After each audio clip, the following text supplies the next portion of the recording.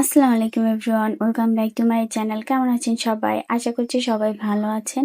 আপনাদের দোয়াতে আমরাও ভালো আছি, আলহামদুলিল্লাহ।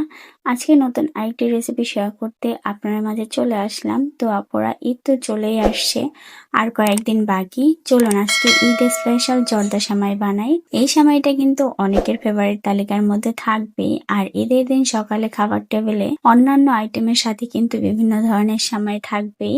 আর এই সেমাইটা কিন্তু সবাই ঠিকঠাক মতো বানাতে পারে না, পানির সঠিক পরিমাপ ও রান্নার পদ্ধতি না জানার কারণে।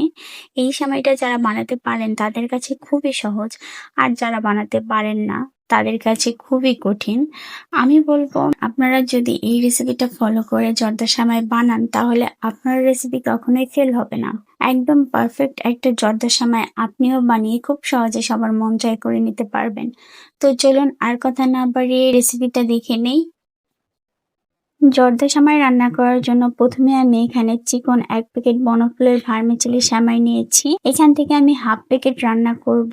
এখন আমি এটা প্যাকেটের ভেতর থেকে 2 ইঞ্চি গ্যাপ রেখে রেখে একটু ভেঙে নিচ্ছি। প্যাকেট থেকে বের করে ভাঙতে গেলে ছড়িয়ে ছিটিয়ে যাবে। তো এখন একটা বাটির ভেতরে আমি সেমাইগুলো ঢেলে নিচ্ছি। আমি এখান থেকে অর্ধেকটা রান্না করব। তো আমি যে উপকরণগুলো অ্যাড করব, আপনারা ফুল প্যাকেট রান্না করলে সব উপকরণগুলো ডাবল করে অ্যাড করবেন। তো দেখুন, এখন এটাকে এক সাইডে রেখে চুলায় চলে যাব। চুলায় প্রথমে একটা প্যান বসিয়ে নিচ্ছি। প্যানটা একটু গরম করে এখানে আমি 1 টেবিল চামচ পরিমাণ সয়াবিন তেল দিয়ে দিচ্ছি। আপনারা চাইলে ঘি ব্যবহার করতে পারেন, তবে ঘিয়ের স্মেল আমার কাছে ভালো লাগে না, কারণ আমি তেলই ব্যবহার করতেছি। এখন এখানে আমি কিছু কিশমিশ ভেজে নিচ্ছি।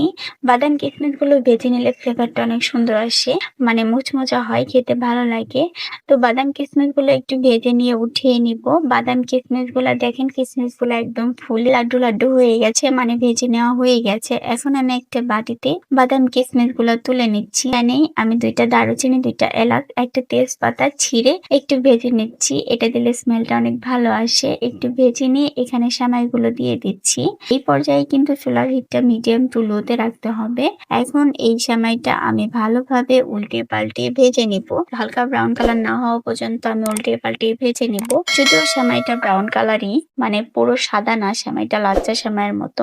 এক এক করে সবকিছু অ্যাড করে দিব। প্রথমে আমি এখানে হাফ প্যাকেট সেমাই রান্না করতেছি। তো এখানে আমি হাফ কাপ পানি দিলাম। হাফ কাপ পানি দিয়ে একটু নেড়ে চেড়ে এখন এটাকে ঢেকে রান্না করে নেব কিছুক্ষণ। যেহেতু আমি হাফ প্যাকেট রান্না করতেছি, হাফ কাপ পানিতেই হয়ে যাবে। এখন আমি ঢাকনাটা তুলে একটু উল্টিয়ে পাল্টিয়ে নেড়ে চেড়ে রান্না করে নিব। দেখুন, এক পাশ কিন্তু সিদ্ধ হয়ে গেছে। এখন এই পাশও নেড়ে চেড়ে আমি উল্টিয়ে পাল্টিয়ে দিব।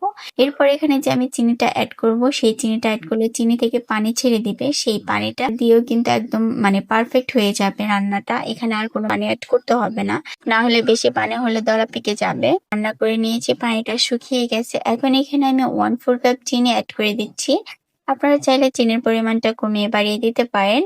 এরপর এখানে আমি স্বাদ মতো সামান্য পরিমাণ লবণ দিয়ে দিচ্ছি। লবণ দিয়ে এখন নেড়ে চেড়ে ভালোভাবে মিশিয়ে আমি আরেকটু রান্না করে নেব। আর আপনাদেরকে আমি বলি, আপনারা যদি ফ্রাই প্যানে রান্না করেন, মানে এরকম প্যানে যদি রান্না করেন, অবশ্যই স্প্যাচুলা দিয়ে রান্না করেন। তো এই সেমাইটা রান্না করার ক্ষেত্রে স্প্যাচুলা না ব্যবহার করাটাই ভালো। স্প্যাচুলার মাথাটা যেমন নরম থাকে, তো এই সেমাইটা কিন্তু দলা পেকে যায়। তো এই চামচটা দিয়ে এরকম ছেনি দিয়ে নাড়াচাড়া করলে কিন্তু ঝরঝরা হয়, এত দলা পেকে যায় না। তো এরকম চামচ ব্যবহার করার চেষ্টা করবেন। তো এরপর এখানে আমি কিছু বাদাম কিশমিশ অ্যাড করে দিলাম অর্ধেকটা, আর বাকি অর্ধেকটা সার্ভ করার পর, মানে নামানোর পর অ্যাড করবে। এখন ঢেকে আমি আরো কিছুক্ষণ রান্না করে নিব, চিনির পানিটা গলে শুকিয়ে যাওয়া পর্যন্ত। তো দেখুন, কিছুক্ষণ রান্না করে নিয়েছি। এখন আমি আবার ঢাকনা খুলে একটু নেড়ে চেড়ে উল্টিয়ে পাল্টিয়ে মানে মিশিয়ে নিব। পর্যায়ে চিনিটা একদম গলে পানি শুকিয়ে গেছে, মানে সেমাইটা পারফেক্টলি হয়েই গেছে প্রায়। অনেক ইজি এটা বানানো, অল্প টাইমের ভেতরে এটা আপনারা বানিয়ে ফেলতে পারেন। তো সেমাইটা হয়ে গেছে, এখন আমি সেমাইটা নামিয়ে নিব, সার্ভ করে নিব।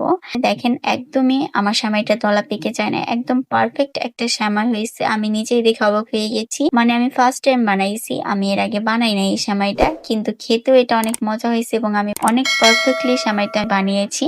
অনেক বেশি সুন্দর হয়েছে। আমার ক্যামেরায় কেমন আসছে জানি না। এখন এখানে আমি বাকি কিশমিশ আর বাদাম গুলো উপর দিয়ে দিয়ে দিচ্ছি।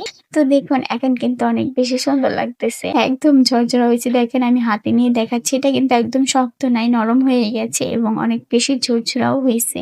তো দেখতেই পেলেন এটা বানানো কতটা ইজি। আপনারা কিন্তু ঈদের দিন সকালে এটা বানিয়ে ফেলতে পারেন, খেতেও অনেক বেশি মজা। আমি বলবো আমার এই রেসিপিটা ফলো করে আপনারা বাসায় ট্রাই করে দেখবেন। আশা করছি ভালো লাগবে। আর ভিডিওটা অবশ্যই শেয়ার করে রেখে দিবেন। নয়তোবা হারিয়ে যাবে।